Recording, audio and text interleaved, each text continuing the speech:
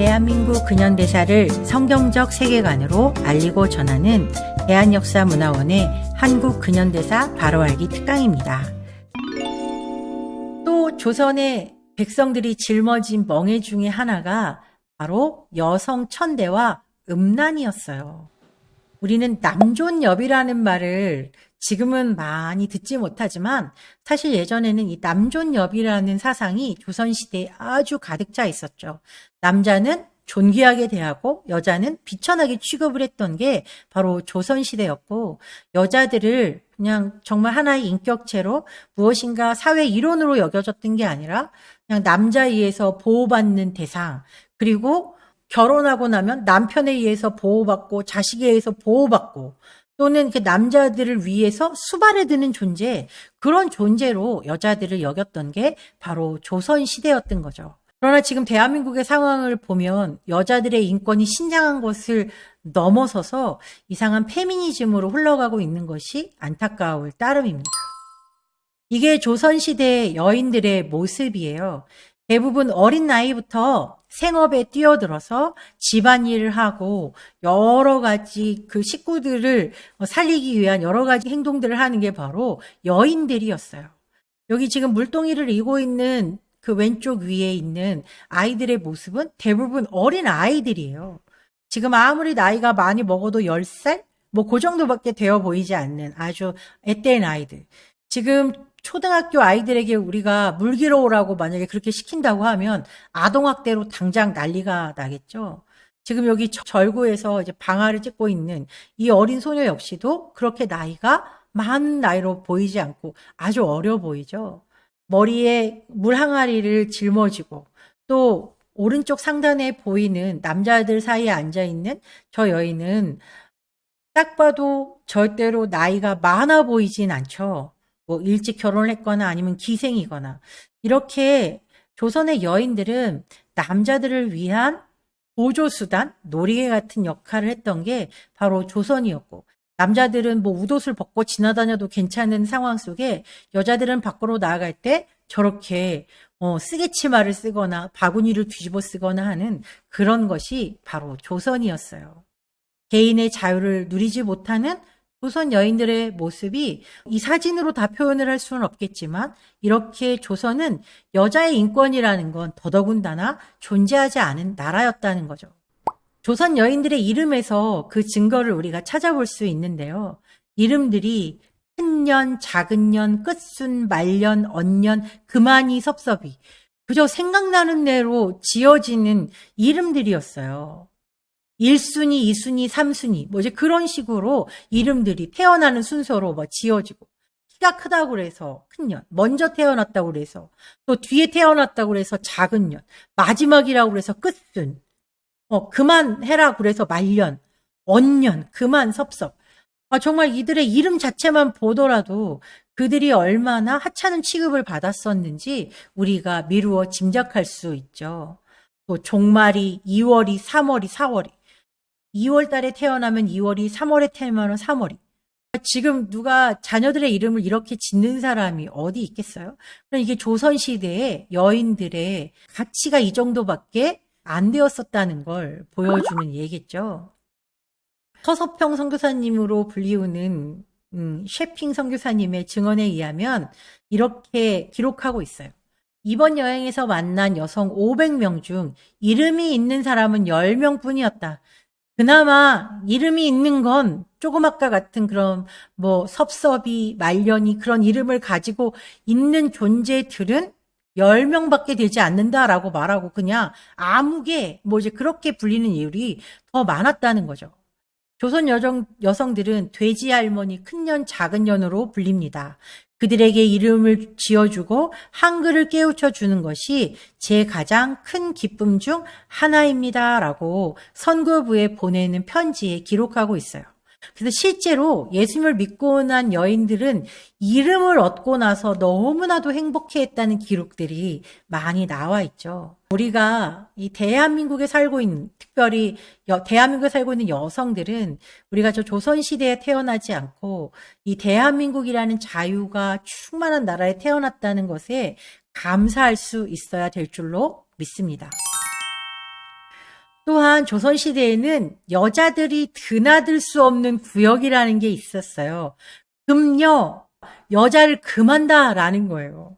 예를 들어 사당 같은데 뭐 이런 아까 봤던 만동묘 뭐 그런 데는 절대로 여자가 들어갈 수 없어요. 그리고 뭐 도산서원 그런 데 많이 들어보셨잖아요. 그러니까 그런 곳에는 여자가 절대로 들어갈 수 없어요. 그리고 여자가 말이 많으면 어디 여자가 말이 많냐? 그리고 여자 목소리는 담장을 넘어가면 안 된다. 뭐 암탉이 울면 집안이 망한다. 그런 갖가지 이야기들로 여자들은 하나의 인격체로서 존중을 받지 못하고 그저 한 가정의 장식품처럼 여겨지거나 노동을 제공하는 정도로밖에 여자들의 인권이 사용되지 않았다는 게 바로 조선시대였다는 걸 우리가 기억해야 되는 거죠. 지금 우리가 대한민국에서는 여자들이 못 갈 데가 없잖아요. 남탕 빼놓고는 다 가잖아요. 그러니까 그런 거. 이게 정말로 중요한 우리가 누리고 있는 가치 중에 하나라는 것을 우리가 반드시 알아야 되는 거죠.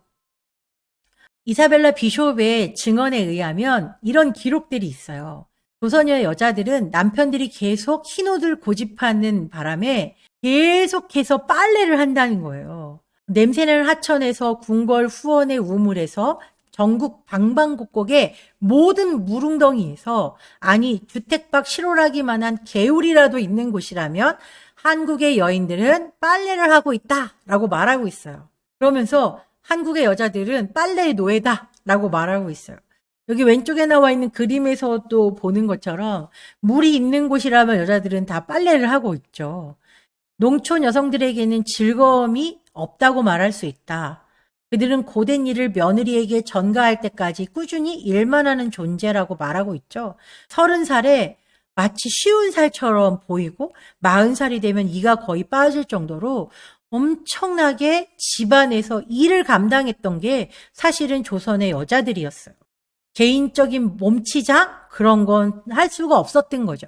사실 드라마에 나오는 몸치장을 하고 고운 한복을 차려입고 그렇게 돌아다니는 거. 일반 평민들도 막 아주 깨끗한 옷을 입고 다니는 건 그건 상당히 과장된 영상이고 실제적으로는 엄청나게 힘들고 정말 고통에 찌든 삶을 살았던 게 조선의 여인들이었다는 거예요.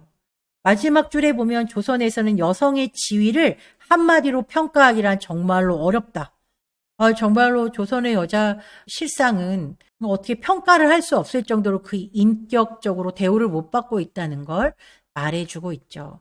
이게 바로 조선의 여자들이었어요. 조선의 여인들은 밖으로 나갈 때 그냥 나가지 못하고 항상 머리에 무엇을 쓰거나 여자들의 얼굴을 가리면서 다녀야 했었어요. 여기 북쪽 지방 여인들, 남쪽 지방 여인들이라고 하는데요. 북쪽 지방에서는 이렇게 바구니 같은 것을 써서 얼굴을 가렸고 남쪽 지방의 여인들은 장옷이나 쓰개치마를 입고 이렇게 얼굴을 가리고 다녔던 게 조선시대였죠.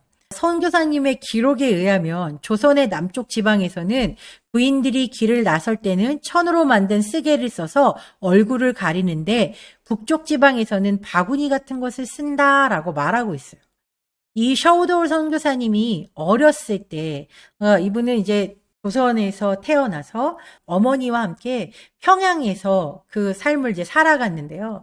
어린 시절에 부모님이 이제 사역하시는 이제 교회로 이제 방문을 할 때 주일날 예배를 드릴 때 어른들이 예배를 드리러 들어가면 밖에 여자 성도들이 쓰고 온 그 바구니 같은 가리개가 이렇게 쭉 하고 늘어져 있는 거예요. 셔우도울 선교사님이 친구들과 함께 저 바구니 속에 숨어가지고 숨바꼭질을 하다가 어른들한테 혼이 났다는 기록이 그의 기록에 이제 써 있거든요. 그러니까 그만큼 아무리 작은 아이들이라고 해도 그 아이들이 들어가서 숨을 수 있을 정도의 크기의 바구니를 여자들이 길을 나설 때마다 항상 쓰고 다녔어야 됐다는 거예요. 조선의 여자들은 이렇게 남자들 때문에 계속 힘든 삶을 살고 있었던 거죠. 뿐만 아니라 조선에서는 정말 어처구니 없는 일들이 엄청나게 많이 일어났어요.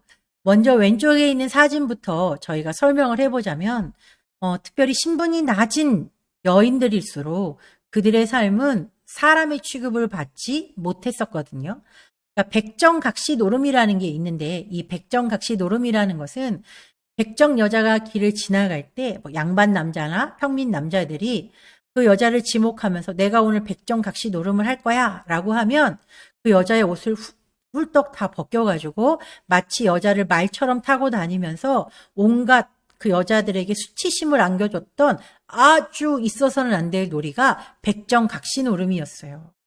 이렇게 백정이라는 신분을 가지고 있는 사람들은 사람이 아니라 짐승과 같은 대우를 받았던 게 그 조선의 모습이었다는 거죠. 특별히 여자들은 더 심각한 아픔을 겪을 수밖에 없는 거예요. 또 조선에는 칠거지약이라고 하는 아주 나쁜 풍습이 있었는데 아내를 버릴 수 있는 근거였어요.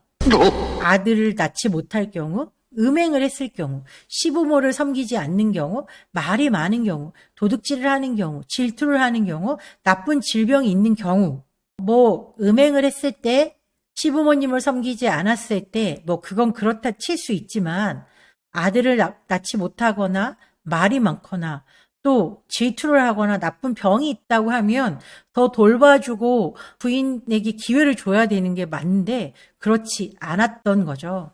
그러니까 조선은 여자들이 살기에는 정말로 끔찍한 세상이었다고밖에 표현을 할 수 없을 것 같습니다.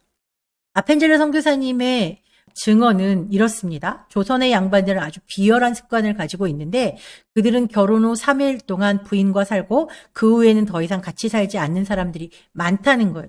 누구랑 사냐? 첩들과 사는 사람이 많다는 거죠. 그러면서도 가여운 본부인에게 정절을 강요하고 만약 부인이 도망가거나 정절을 벌이면 관리에게 끌고 간다. 관리는 그녀들에게 매질을 한 다음 자기 종에게 줘버린다. 양반의 부인들은 평소 혼자서 집 밖으로 외출하는 것조차 불가능하다라고 말하고 있어요. 물론 우리가 음행을 저지르는 것은 아주 있을 수 없는 일이긴 하지만 그러나 남자들은 모든 것을 자기 마음대로 그렇게 하면서 여자들에게만 그 어떤 자유도 허용하지 않았던 게 바로 조선시대였던 거죠. 더군다나 이 시골 마을에서 예전에는 이제 지참금 제도라는 게 있었는데 결혼을 하려면 남자들이 여자 집에 돈을 주는 거예요. 그러니까 마치 여자들을 돈 주고 사오는 것 같은 그런 느낌도 이제 있는 거죠. 그런 상황에서 가난한 사람들은 사실 돈이 없으니까 결혼을 못하는 노총각들이 많이 늘어나고 또 부인이 죽은 호라비들이 이렇게 생길 수도 있잖아요. 그러니까 돈이 없으니까 누군가를 데리고 오는 그런 상황들은 꿈을 못 꾸는 상태에서 누군가 그 동네에서 과부들이 생길 때를 기다리는 거예요. 그랬다가 그 여인들을 보쌈해 오는 그런 상황들이 있는 거죠. 여자의 의견과는 아무런 상관이 없이 그저 남자들이 여자를 도둑질해 가면 그대로 살아야 하는 그런 상황들. 그게 바로 조선 여인들의 가련한 상황들이었어요. 이 사진은 무슬림인 비비 아이샤라고 하는 여인의 사진인데요. 그녀가 아프가니스탄에 살면서 12살에 결혼을 하게 돼요. 18살 때 남편의 학대에 더 이상 견딜 수 없어 도망을 치다가 붙잡혀서 직결 심판을 받고 그의 코가 잘려나간 모습이에요. 지금 봐도 얼마나 참혹한 모습인가요? 이런 일을 보면 우리는 저렇게 미개한 나라가 어떻게 있을 수 있을까? 이런 나라가 이 지구상에 있다는 게 정말 너무나도 안타깝다. 우리는 그렇게 생각하잖아요. 그러나 불과 100년 전 조선에서도 이런 일은 일어나고 있었다는 거예요. 로버트 부스 선교사님의 고백에 의하면 여인들은 남편에 의해 코가 잘리고 발에 화상을 입고 빈사 상태로 구타를 당한 사람들이 많았다라고 이렇게 표현하고 있고 서재필 선생도 이 세상에서 제일 불쌍한 인생 중에 하나가 조선 여자들이었다라고 이제 말을 하고 있죠. 이 사진은 보구여관이라고 하는 우리나라 첫 간호학교의 졸업사진인데요. 오른쪽에 있는 김마르다라는 분의 얼굴을 자세히 한번 살펴보면 그녀의 코가 조금 이상하다는 것을 발견할 수 있어요. 마치 아까 비비 아이샤처럼 남편에 의해서 코가 잘려나간 거죠. 조선시대에도 남편들이 자기의 화를 참지 못해서 다리미로 여자들의 얼굴에 상처를 입힌다든지 그 다림질하는 인두로 여자들을 학대한다든지 그렇게 코를 잘라버린다든지 하는 아주 악한 행태들이 엄청나게 많았다고 합니다. 이게 불과 100여 년 전 우리들의 모습인 거예요. 이렇게 조선의 여성들 또 많은 사람들은 자신들의 인권이라는 것은 누리지도 못한 채로 이렇게 비참한 종의 멍에를 메고 하루하루를 살아가게 됐던 거죠. 또한 조선 백성들이 짊어지고 있던 이 모든 멍에들의 근본이 될 수 있는 것이 바로 미신과 제사, 우상숭배였습니다. 마을 곳곳마다 선앙당, 성황당, 또 이렇게 장승들을 만들어 놓고 또 저렇게 사당을 만들어서 문중 사람들이 가서 제사를 하고 뭐 이제 그런 거, 또 무당 구슬하는 그런 일들이 사실은 비일비재했던 게 조선시대였어요. 제사도 얼마나 많은지 가족들이 지내는 제사, 문중의 제사뿐만 아니라 왕이 주관하는 종묘 제례까지 어마어마한 이런 제사와 미신의 풍습들이 조선을 꽉 잡고 있었죠. 우리가 조선의 양반들이 가지고 있었던 생각 중에 관혼상제라는 것, 우리가 그런 허례어식들과 더불어서 이 중국의 유교를 숭배하는 그런 사상들이 같이 합쳐져서 이런 제사의 문화나 우상숭배 문화가 아주 조선에 들끓고 있었던 게 이 조선 시대였던 거예요. 더군다나 고종이라는 사람은 이모군란 당시에 민비가 도망을 갔다가 궁으로 다시 돌아올 것을 점쳐준 무당에게 진령군이라는 군호까지 내려주면서 이 여인을 위해서 이렇게 북묘라는 집까지 내주었던 게 조선의 임금이었어요. 무당한테 물어보고 정치를 하는 임금. 이게 바로 조선시대였던 거죠. 뿐만 아니라 아이가 아프면 의원한테 보여줘야 되는데 메티노블 선교사님의 그 기록에 보면 계속 옆집에서 밤 늦게까지 징치고 북치는 소리가 울려 퍼져서 그 이유를 물어봤더니 아이가 병에 걸려서 위독해가지고 병마를 쫓으려고 무당들을 불렀다라고 하는 그런 기록들이 나와 있어요. 조선시대에는 사실 이 구탈 비용이면 아이들을 병원에 데리고 가는 게 맞는 상황이었겠지만 이런 일들이 조선은 비일비재하게 일어났던 거죠. 성경은 우리에게 이렇게 말하고 있어요. 사람마다 우준하고 무식하도다. 금장색마다 자기의 만든 신상으로 인하여 수치를 당하나니 이는 부어 만든 우상은 거짓이요 그 속에 생기가 없음이라. 그것들은 헛것이요 망령되이 만든 것인즉 징벌하시는 때에 멸망할 것이다. 밑에 있는 것은 똑같은 내용을 이제 우리말 성경으로 좀 쉽게 이제 보도록 해놓은 건데요. 우상들은 헛것이라는 거죠. 아무리 그들에게 절해봤자 아무도 그들은 우리를 도와줄 수 없다는 걸 성경은 우리에게 말해주고 있어요. 이렇게 하나님이 아닌 우상을 섬기는 나라. 그래서 가난과 질병 속에서 날마다 죽어가는 나라. 무능한 왕 때문에 백성들은 종의 멍에를 지고 신분제도 때문에 더 그 무게가 가해진 나라. 이게 바로 조선이었습니다. 이런 조선에 이렇게 모든 것이 괴로움 속에 있는 이런 조선에 하나님께서는 계획을 가지고 계셨어요. 더 이상은 이 민족을 이렇게 두지 않으리라. 마치 하나님께서 이스라엘 백성이 애굽에 종살이할 때 그들의 울부짖는 소리, 그들의 기도 소리를 들으시고 모세라는 사람을 세우셔서 애굽을 탈출하게 하셔서 가나안 땅에 들어가게 하신 것처럼 하나님께서는 이 어둠의 땅, 이 죽음의 땅에 자유의 빛을 주시는 복음을 선물하기로 작정을 하셨던 거예요. 마태복음 4장 16절에 기록된 대로 흑암에 앉은 백성이 큰 빛을 보았고 사망의 땅과 그늘에 앉은 자들에게 빛이 비추었도다 라고 말하고 있죠. 하나님께서는 그 복음의 빛을 우리에게 주시기 위해서 이런 선교사들을 보내기로 작정하셨죠. 귀출라프, 토마스, 여기에 나와 있는 선교사님들 뿐만 아니라 정말 많은 선교사들이 이 조선의 자유를 잃어버린 백성들에게 자유의 빛이 되는 복음을 전해주기 위해서 복음을 들고 순종하여 이 땅 가운데 오게 되는 것이죠.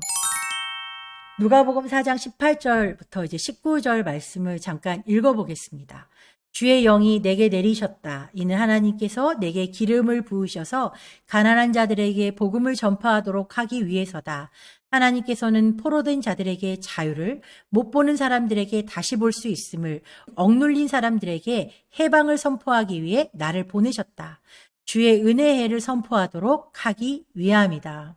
예수님의 이 고백은 선교사님들에게 이어지고, 선교사들은 억눌린 조선의 백성들을 구원하는 일에 기꺼이 순종해서 이 자유를 선포하기 위해서 조선 땅으로 오게 된 거예요.